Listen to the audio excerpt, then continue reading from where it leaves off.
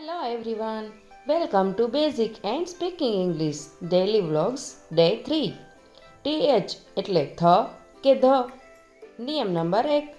જ્યારે સ્પેલિંગમાં TH પછી E હોય ત્યારે મોટા ભાગે ધ ઉચ્ચાર થાય છે.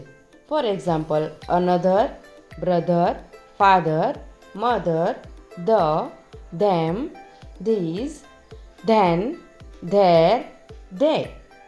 નિયમ નંબર 2. જ્યારે સ્પેલિંગમાં TH પછી E સિવાય કોઈ પણ અક્ષર આવે ત્યારે થ ઉચ્ચાર થાય છે.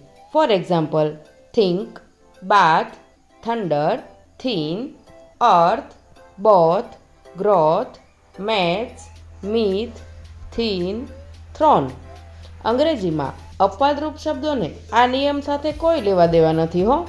For example, this, those, that's, that, although, then, though, થો.